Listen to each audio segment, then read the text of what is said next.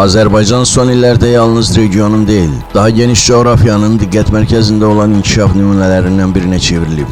İyunun 18-də Bakıda İslam İnkişaf Bankı qrupunun illik toplantılarının keçirilməsi də ölkənin beynəlxalq nüfuzunun, iqtisadi potensialının və etibarlı tərəfdaş kimi mövqeyinin növbəti təsdiqi kimi qiymətləndirilir. Ölkənin qlobal miqyasda artan nüfuzu beynəlxalq təşkilatlar və tərəfdaş dövlətlərlə münasibətlərdə də özünü göstərir. Son illərdə Azərbaycanın bir sıra nüfuzlu beynəlxalq tədbirlərə ev sahibliyi etməsi, o cümlədən COP29-un Bakıda keçirilməsi və digər mühüm platformaların ölkəyə həvalə olunması beynəlxalq etimadın göstəricisi hesab edilir. Bu amil Azərbaycanın qlobal əməkdaşlıq proseslərində rolunun getdikcə gücləndiyini nümayiş etdirir. Azərbaycanın inkişaf modelinin əsas dayaqlarından biri siyasi və iqtisadi sabitlikdir. Müstəqilliyin ilk illərində yaşanan çətinliklərdən sonra formalaşdırılan dövlətçilik ənənələri və uzunmüddətli inkişaf strategiyası ölkənin davamlı yüksəlişinə şərait yaradıb. Sabitlik həm də investisiya mühitinin əsas üstünlüklərindən biri olaraq xarici investorların diqqətini cəlb edir. Bugün Azərbaycan regionun ən etibarlı investisiya məkanlarından biri kimi tanınır. İqtisadi göstəricilər də ölkənin inkişaf tempini əks etdirir. Son illərdə qeyri-neft sektorunun ümumdaxili məhsuldakı payının əhəmiyyətli dərəcədə artması, iqtisadiyyatın şaxələndirilməsi siyasətinin uğurlu nəticələrindən sayılır.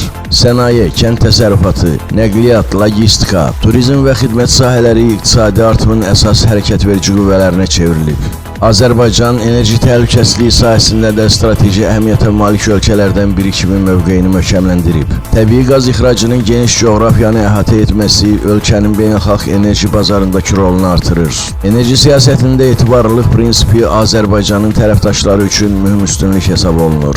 Bununla yanaşı ölkə şərq, qərb və şimal-cənub nəqliyyat dəhlizlərinin kəsişməsində yerləşən mühüm logistika mərkəzi kimi çıxış edir. Son illərdə həyata keçirilən infrastruktur layihələri Azərbaycanın tranzit imkanlarını genişləndirib və regionun əsas nəqliyyat qovşaqlarından birinə çevrilməsinə şərait yaradıb. Ərazi bütövlüyünün və dövlət suverenliyinin tam bərpasından sonra Qarabağ və Şərqi Zəngəzurda həyata keçirilən geniş miqyaslı quruculuq işləri ölkənin inkişafında yeni mərhələ açıb. Müasir şəhər və kəndlərin salınması, nəqliyyat, enerji və kommunal infrastrukturunun yenidən qurulması bölgənin sosial-iqtisadi dirçəlişinə təkan verir. Böyük qayıdış proqramı çərçivəsində insanların doğma yurtlarına qayıdışı da bu prosesin mühüm tərkib hissəsidir.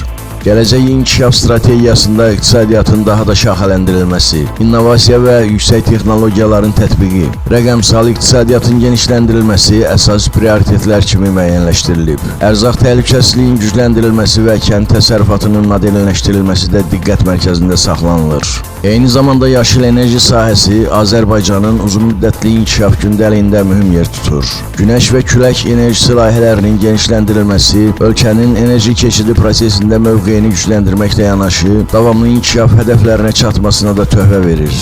Bütün bunlar göstərir ki, Azərbaycanın uğur modeli sabitlik, etibarlılıq, strateji planlaşdırma və davamlı inkişaf prinsiplərinə əsaslanır. İqtisadi şaxələndirmə, enerji və logistika imkanlarının genişləndirilməsi, yaşıl enerji layihələri və Qarabağın bərpası qarşıdakı illərdə də ölkənin inkişafının əsas istiqamətləri olaraq qalacaq.